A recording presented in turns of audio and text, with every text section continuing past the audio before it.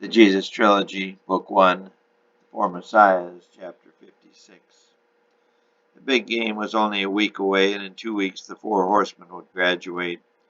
Oh, none of them would admit it. They were getting very nervous. The nervousness rose a few notches after Johnny had gone down to Samaria with Coach Vincenti. He told the others about the impressive win he had witnessed and the big game Simon had had. Barabbas seemed in awe, but Judas, always talking confidently even when he wasn't, said it would be a piece of cake. Barabbas had the strongest arm in Judea, and Judas was as shifty as they came. And surely Simon was no match for the powerful Johnny. And of course Jesus, running precise routes, was unstoppable.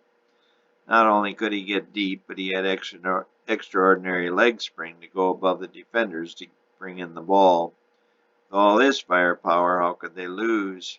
The question in Judas' mind was by how much they would win. When With Nazareth a decided underdog, he felt he could make a lot of money if he bet this one correctly. Should he bet on himself or on Simon?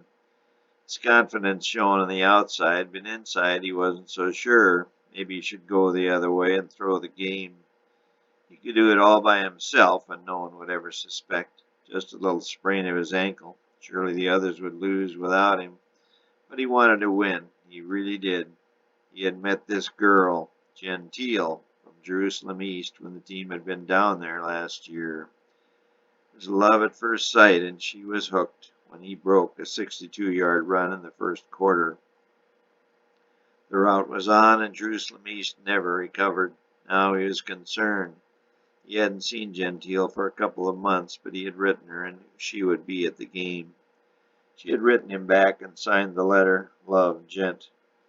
Judas had a way with women. He was always in their company. They liked his wit and his money. But Gentile had smitten him. He had never felt like this before, and he had been with a lot of women. But Gentile was different. She was a cheerleader and from a well-to-do Jerusalem family, the daughter of a lawyer. And though Judas didn't realize it, that kind of prestige, along with Gentile's beauty, proved to be an attraction he, a man of the world, could not begin to resist.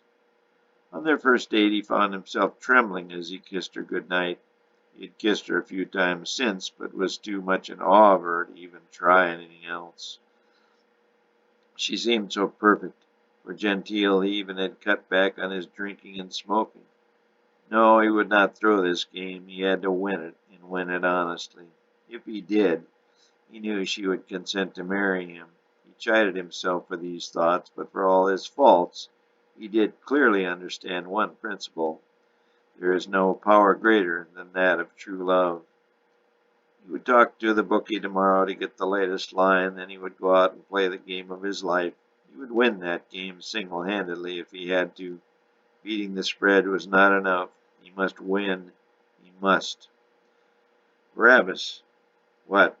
Barabbas yelled back to the voice. Oh, Dad, it's you. What do you think of our team? Think we can do it? He asked his father.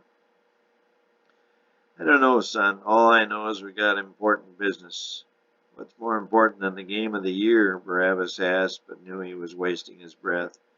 His father had been only to one game all year, always too busy with his clan. He let Barabbas play, but when there was work to be done, he would let nothing get in his way. His father's mission was not to see his son do well, but to overthrow the Romans. He kept telling Barabbas over and over again that he was the promised Messiah, who would someday be the one to overthrow the Romans and their oppressive ways.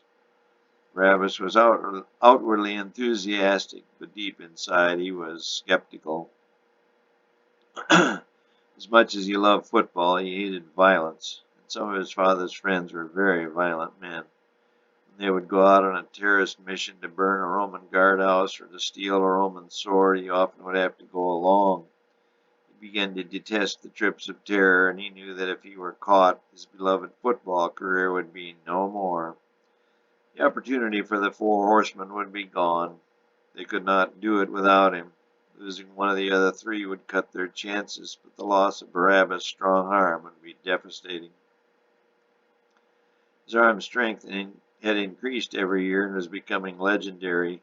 He could throw the ball 80 yards in the air. He won the senior regional contest for football by throwing the pigskin 20 yards farther than his nearest competitor. Even Barabbas didn't realize his own strength. He didn't even work out for fear of losing the flexibility in that golden arm. Nevertheless, he continued to gain strength. His short passes were like bullets which only the glue-fingered Jesus could hold.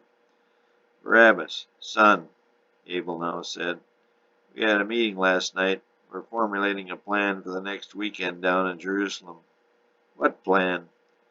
We're still working out the details. Dad, Barabbas said disgustedly, you can't mess up my game. You can't.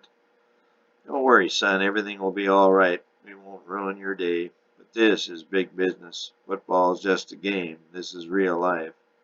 Dad, take it easy, son. You're a part of the plan, but it won't affect you during the game.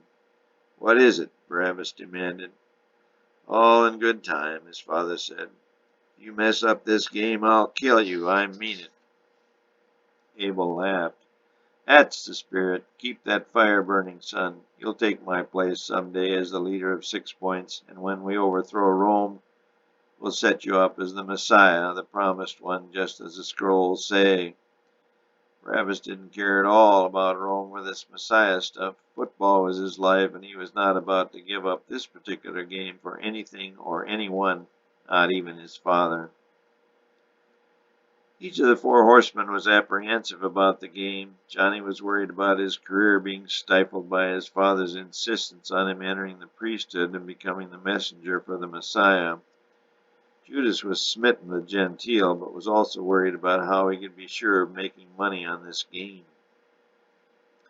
He had 5,000 shekels stowed away in his underground burial site in the backyard. It was under a small gazebo, and he only went out there when it was pitch dark. Not even his parents knew about it. Judas just tried to decide how much of his money to wager. As kickoff time neared, he kept increasing the figure in his mind until he had almost convinced himself to bet it all. But what if he really did sprain his ankle? Barabbas was worrying more about his father's plans than about the game, and Jesus had resigned himself to, or at least had accepted the fact that he was the Messiah. He had studied long and hard about his life and the choices he should make, but the more he studied, the more confused he became. He was intrigued by the priesthood. Johnny and old Zach had told him a lot, but the more he thought about it, the less he thought he would fit in. He loved studying the scrolls and recalled fondly his debate at the temple when he was 12. But even he realized his views were often quite different than those taught by the priests, the old guard, if you will.